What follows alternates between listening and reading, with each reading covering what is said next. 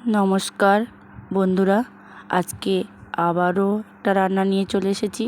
আশা করি আপনারা সবাই ভালো আছেন। আজকে আমি রান্না করব ডাব চিংড়ি।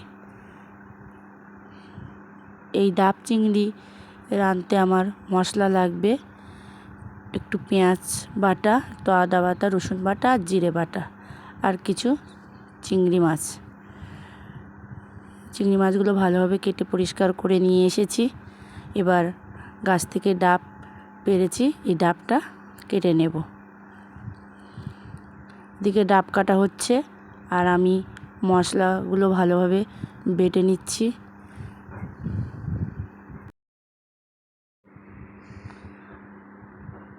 সমস্ত মশলাগুলো আমি একে একে বেটে নেব। বাটা হয়ে গেছে, এবার আমি একে একে পেঁয়াজ বাটা, রসুন বাটা, আদা বাটা, একটু জিরে মরিচ বাটা আর ওই একটু লবঙ্গ,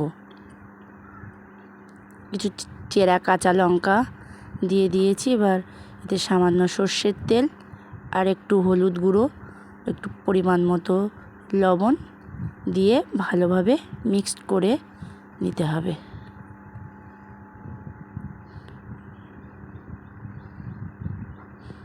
মিক্সড করা হয়ে গেছে, এইবার আমি ওই ডাবটা ভালোভাবে কেটে নিই। ডাবটা ভালোভাবে কেটে নিয়ে এর মধ্যে চিংড়ি মাছগুলো দিয়ে দেব। এটা হয়ে গেছে, জলগুলো একটা পাত্রে ঢেলে নিলাম। ভেতরে ছোট ছোট হালকা নারকেল বসেছিল, সেগুলো কুড়ে কুড়ে বাইরে বের করে দিয়েছি। এবার এই চিংড়ি মাছের সাথে একটু সামান্য নারকেলও দিয়েছিলাম। চিংড়ি মাছগুলো ডাবের মধ্যে পড়ে একটু হাত ধোয়া জল দিয়ে দিয়েছি।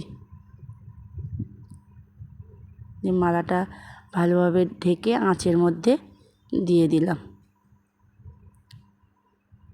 টানা 1 ঘন্টা রাখতে হবে। 1 ঘন্টা রাখার পর ডাবটা তুলে এনেছি, দেখি কেমন কালার হয় চিংড়ি মাছগুলোর।